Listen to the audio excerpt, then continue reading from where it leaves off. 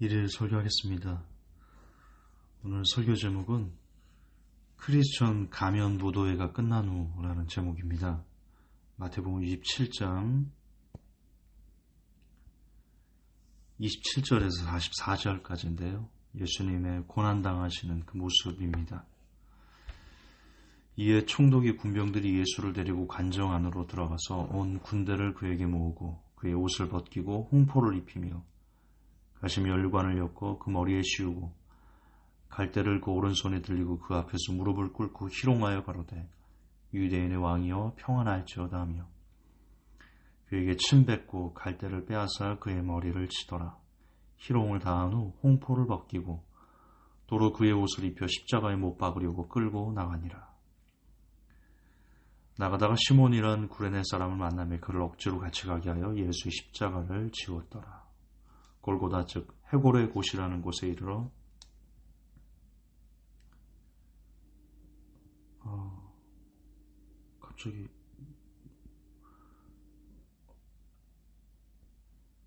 갑자기 구절이 사라졌어요. 죄송합니다. 골고다 즉 해골의 곳이라는 곳에 이르러 쓸개 탄 포도주를 예수께 주어 마시게 하려 했더니 예수께서 맛보시고 마시고자 아니하시더라. 저희가 예수를 십자가에 못 박은 후에 그 옷을 제비 뽑아 나누고 거기에 앉아 지키더라. 그 머리 위에 있는 유대인의 왕 예수라 쓴 죄패를 붙였더라. 이때 예수와 함께 강도 둘이 십자가에 못 박히니 하나는 우편에 하나는 좌편에 있더라. 지나가는 자들은 자기 머리를 흔들며 예수를 모욕하여 가로되 성전을 헐고 사흘에 짓는 자여 내가 만일 하나님의 아들이어든 자기를 구원하고 십자가에서 내려오라 하며 그와 같이 대제사장들도 서기관들과 장로들과 함께 희롱하여 가로되 저가 남은 구원하였을 때 자기는 구원할 수 없도다. 저가 이스라엘의 왕이로다. 지금 십자가에서 내려올지어다. 그러면 우리가 믿겠노라. 저가 하나님을 신뢰하니 하나님의 저를 기뻐하시면 이제 구원하실지라. 제 말이 나는 하나님의 아들이라 하였도다 하며 함께 십자가에 못 박힌 강도들도 이와 같이 욕하더라. 아멘. 지금 읽은 본문에서 여러분 어떤 느낌이 드십니까? 안타깝습니까?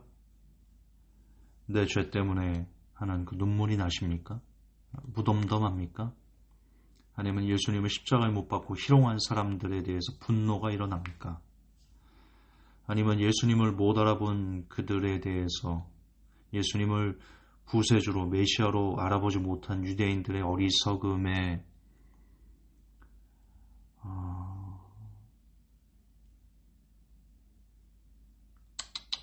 소리가 나옵니까? 기본적으로 좋은 느낌은 아닐 겁니다.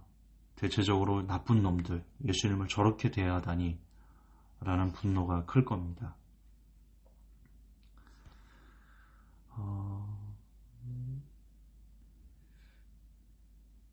그 부분에 대해서 분노가 큰 거, 여러분이 분노를 내서는 안 되는 부분에 대해서 이야기를 하기 위해서 우선 먼저 예수님의 십자가가 어떤 의미인지 생각해 봤으면 좋겠습니다.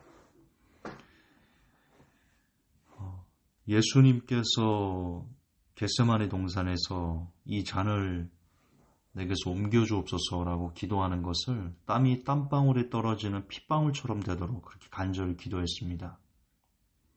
물론 저는 지금 예수님의 그 십자가 사건에서 당하게 될 그 고통을 폄하하는 것은 아닙니다. 그런데 소크라테스 같은 경우는요, 악법도 법이다라고 하면서 흔쾌히 죽음을 맞이했거든요. 그리고 일제시대 때 독립운동을 위해서 모진 고문과 고난 그리고 죽임당하는 것을 초계와 같이 초연하게 버틴 사람들이 많습니다.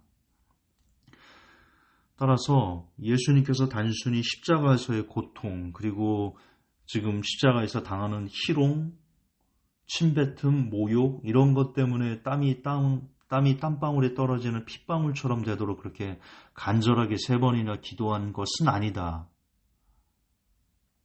라는 것은 여러분 우리가 인정을 해야 됩니다.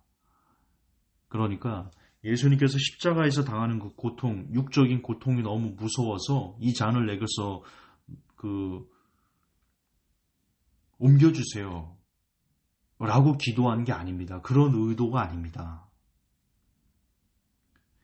왜 예수님께서 땀이 땀방울에 떨어지는 핏방울이 되는 것처럼 기도하셨냐면 그 답은 마태복음 27장 46절에 있습니다. 제9시쯤에 예수께서 크게 소리질러 가라사대 엘리 엘리 라마 사박다니 하시니 이는 곧 나의 하나님 나의 하나님 어찌하여 나를 버리셨나이까 하는 뜻이다. 즉 예수님의 십자가의 의미는요.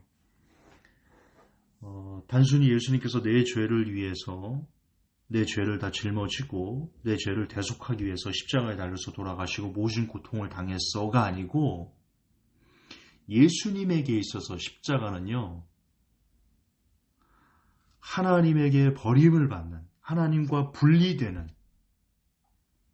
심지어 하나님에게 저주가 되는 그래서 하나님께서 인류를 향하신 그 모든 진노를 모든 인류에 대한 그 진노의 잔을 예수님 혼자서 다 받으시는 것에 대한 그 고통이었습니다. 엄청난 사건인 겁니다.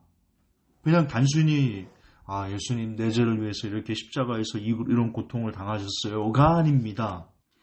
온 인류 그동안 수천 년 동안 인간의 죄악들에 하나님을 거부하고 하나님을 부인하고 하나님을 욕하고 자기 마음대로 살고 하나님 뜻대로 살지 않고 죄와 짝하고 죄에 노예되어 있고 사단과 하나가 되어 있던 그 모든 인류의 수천 년 동안 수억만 명이 살아왔던 그 모든 인류의 그 죄를 응축한 죄악들을 예수님 한 분에게 쏟아내신 그 사건입니다.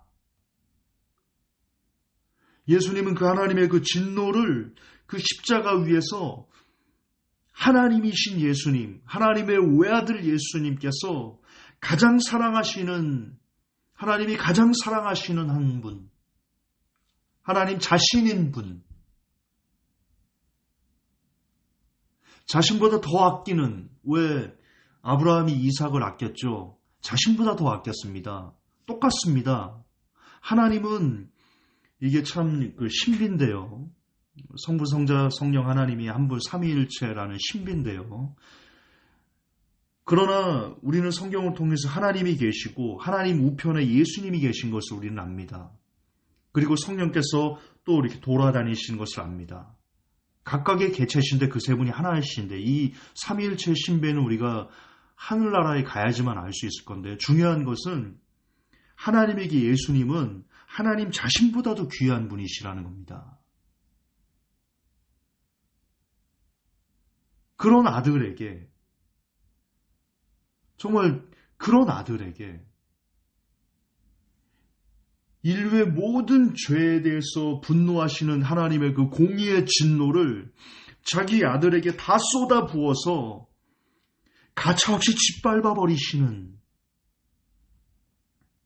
그래서 엘리 엘리 라마 사막다니 나의 하나님 나의 하나님 어찌하여 나를 버리셨나이까라는 탄식이 나올 수밖에 없는 하나님과 완전히 단절돼 버리는 예수님이 그 고통입니다. 예수님의 십자가는 그런 의미입니다.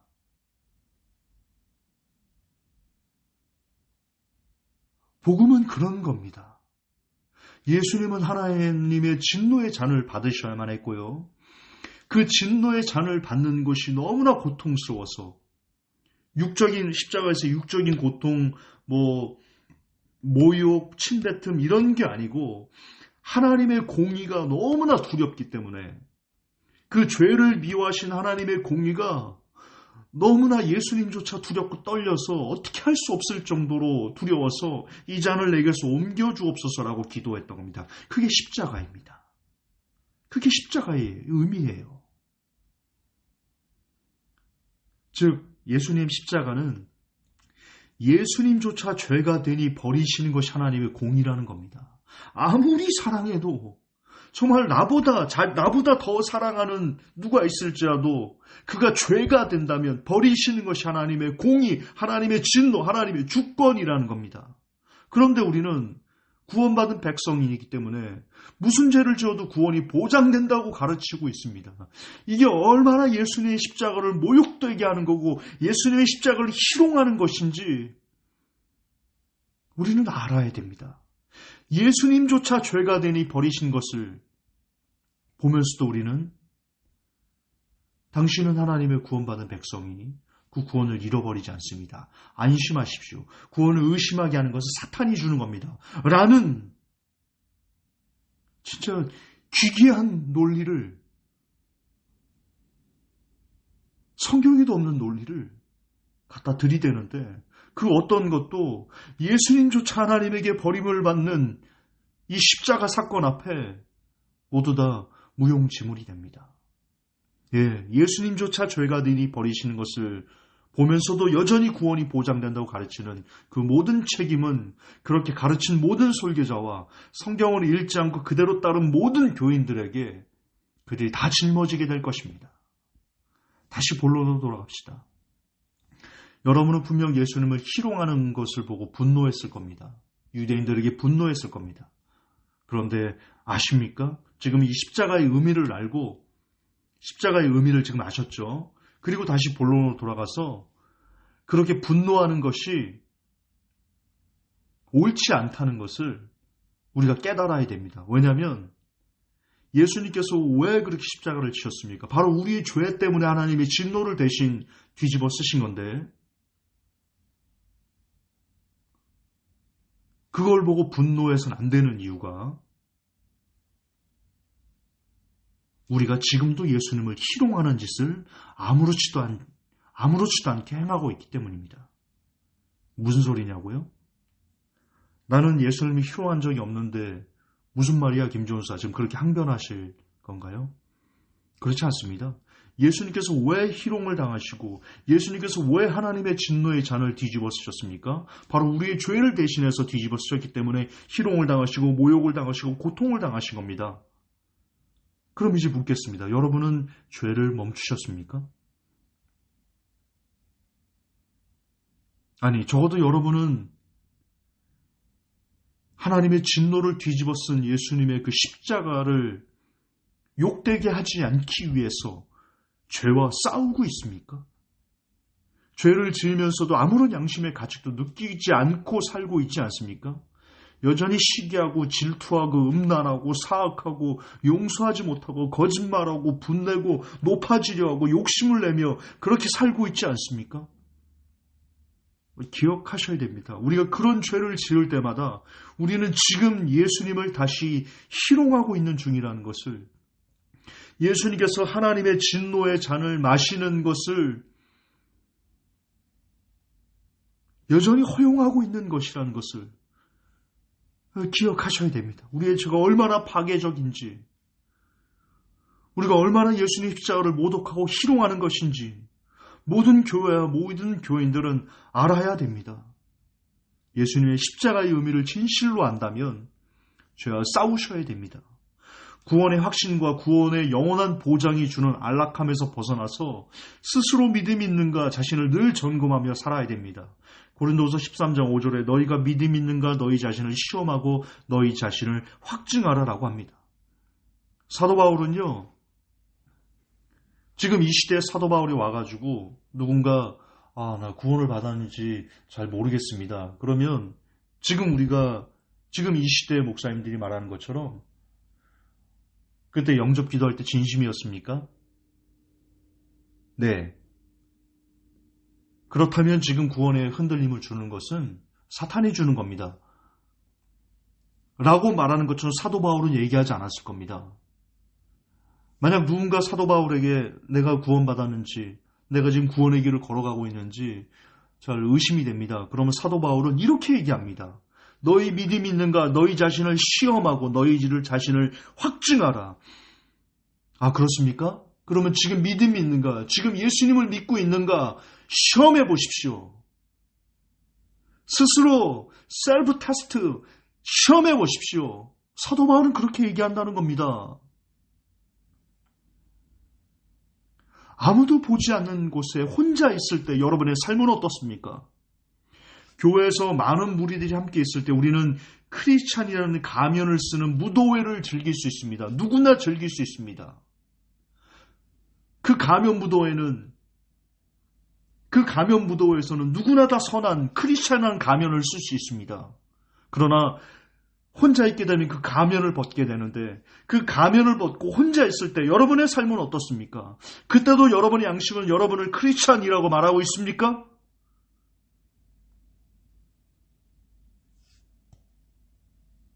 중요한 것은 가면 무도회 따위가 아닙니다.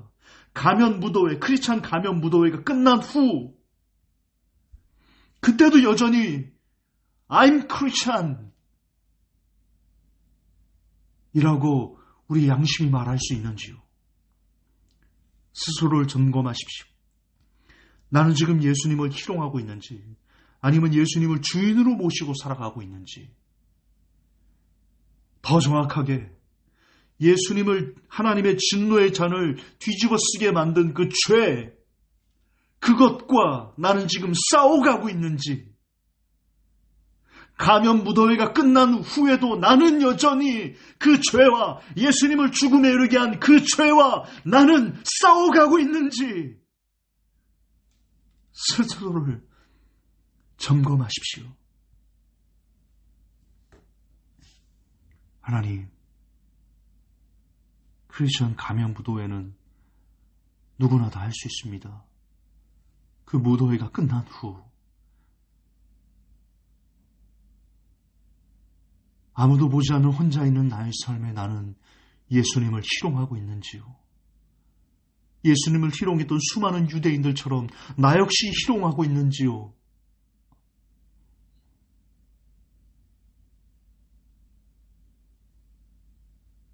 종을 포함한 이 메시지를 듣는 모든 사람들이 진지하게 아무도 보지 않는 곳에 있는 나의 모습을, 나의 삶을, 나의 양심이 하나님이 보고 계시는 그 앞에, 코람데오 앞에 I'm Christian이라고 말할 수 있는 우리가 될 수 있도록 하나님 은혜 더해 주옵소서. 예수님 이름 받들어 기도합니다. 아멘.